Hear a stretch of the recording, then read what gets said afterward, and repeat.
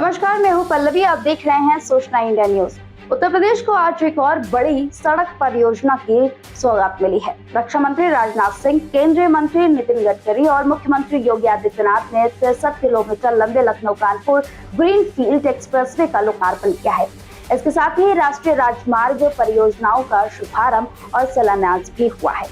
लेकिन सवाल यह भी है कि क्या यह एक्सप्रेसवे आम लोगों के लिए किफायती और सुविधाजनक साबित होगी? टोल कितना होगा, समय कितना बचेगा और क्या यह परियोजना अपने अनुमानित ट्रैफिक और राजस्व के लक्ष्य हासिल कर पाएगी?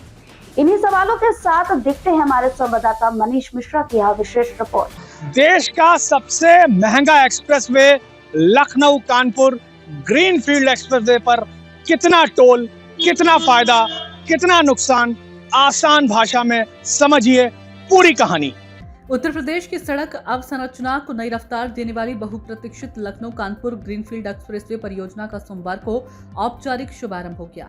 उन्नाव में आयोजित कार्यक्रम में रक्षा मंत्री राजनाथ सिंह, केंद्रीय सड़क परिवहन एवं राजमार्ग मंत्री नितिन गडकरी और मुख्यमंत्री योगी आदित्यनाथ ने फीता काटकर 63 किलोमीटर लंबे एक्सप्रेसवे को जनता को समर्पित किया।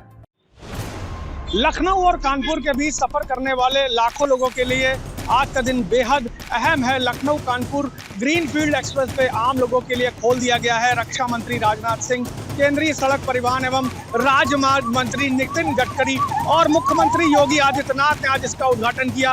अब दोनों शहरों के बीच करीब 63 किलोमीटर की दूरी महज 35 से 40 मिनट में पूरी की जा सकेगी।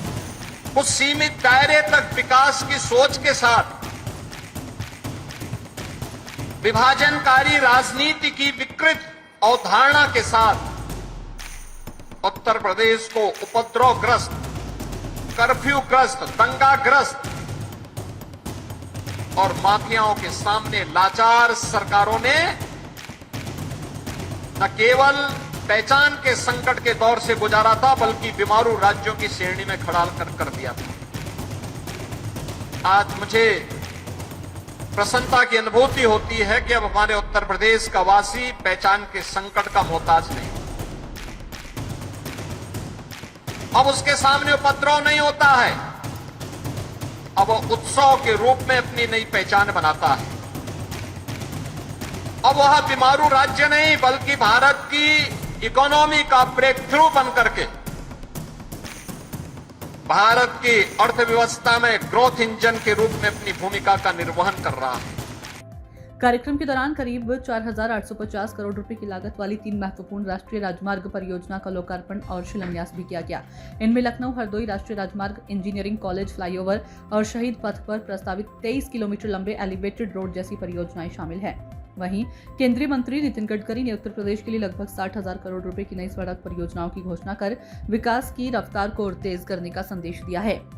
करीब 4,000 करोड़ रुपए से अधिक की लागत से तैयार यह एक्सप्रेसवे उत्तर प्रदेश के सड़क नेटवर्क की बड़ी परियोजनाओं में शामिल है। उद्घाटन के दौरान केंद्रीय मंत्री नितिन गडकरी ने भी सड़क निर्माण को लेकर सरकार की मंशा स्पष्ट की। उन्होंने कहा कि भारत के हाईवे आने जाने वाले समय में अमेरिका से भी बेहतर होंगे। गडकरी ने यह भी कहा कि उनके मंत्रालय के पास धन की कोई कमी नहीं है। कानून और व्यवस्था को बनाने में इन्होंने लोगों के विश्वास को तो संपादन किया ही, पर गुंडा राज समाप्त करके दिखाया।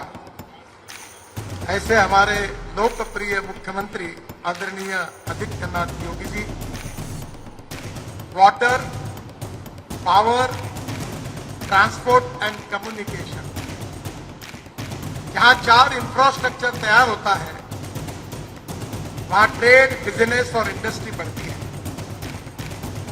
वहां कैपिटल इन्वेस्टमेंट आती है, और जहां ट्रेड, बिजनेस और इंडस्ट्री बढ़ती है, कैपिटल इन्वेस्टमेंट आती है, वहां रोजगार निर्माण होता है। लखनऊ कानपुर ग्रीनफील्ड एक्सप्रेसवे से दोनों शहरों के बीच यात्रा का समय कम होने, औद्योगिक गतिविधियों को बढ़ावा मिलने और निवेश के नए अवसर पैदा होने की उम्मीद जताई जा रही है। सरकार का दावा है कि ये परियोजना प्रदेश की आर्थिक गतिविधियों को नई दिशा देगी और क्षेत्रीय विकास को गति मिलेगी। आज जिन परियोजनाओं का उद्घाटन हुआ है उसके बारे में मैं बहुत विस्तार में जाकर कोई चर्चा नहीं करना चाहता। आप सबको यह बात बताई जा चुकी है और आप सभी लोग लंबे समय से इसकी प्रतीक्षा कर रहे हैं। आज जो सबसे बड़ा काम यह हुआ है कानपुर से लखनऊ तक हाईवे के निर्माण की मांग लंबे समय से चली आ रही है और मैं सचमुच आभार व्यक्त करना चाहता हूं अपने सड़क परिवहन मंत्री श्री नितिन जी गडकरी जी के प्रति। क्यों ही उनको इस बात की जानकारी दी गई, उन्होंने क्षण भर की देर नहीं लगाई और उसे अपनी स्वीकृति उन्होंने प्रदान कर दी। हालांकि इस महत्वाकांक्षी परियोजना के साथ कई अहम सवाल भी जुड़े हुए हैं। देश के महंगे एक्सप्रेसवे में शामिल इस मार्ग पर टोल कितना होगा? क्या रोजाना सफर करने वाले लोग इसे अपनाएंगे या फिर कम खर्च वाले पुराने राष्ट्रीय राजमार्ग और रेलवे को प्राथमिकता देंगे? इसके साथ ही ये भी देखने वाली बात होगी कि अनुमान के मुताबिक इस एक्सप्रेसवे पर पर्याप्त ट्रैफिक और राजस्व मिल पाता है कि नहीं। लेकिन इस एक्सप्रेसवे की सबसे बड़ी चर्चा इसकी रफ्तार नहीं, इसका टोल है। हो सकता है कि 120 किलोमीटर प्रति घंटे की रफ्तार से इस सड़क पर दौड़ते समय आपको एहसास ना हो कि आप देश के सबसे महंगे एक्सप्रेसवे में से एक पर सफर कर रहे हैं। आइए इसे आसान भाषा में समझते हैं। कार, जीप और वैन के लिए इस एक्सप्रेसवे का एक तरफ का टोल लगभग 275 रुपए तय किया गया है, यानी सिर्फ 63 किलोमीटर की यात्रा के लिए आपको प्रति किलोमीटर 4 रुपए 37 पैसे चुकाने होंगे। अब इसकी तुलना दूसरे एक्सप्रेसवे से करते हैं। पुणे मुंबई एक्सप्रेसवे पर प्रति किलोमीटर का खर्च लगभग 3 रुपए 39 पैसे के करीब आता है। गंगा एक्सप्रेसवे पर किलोमीटर का खर्च करीब 2 रुपए 55 पैसे आता है।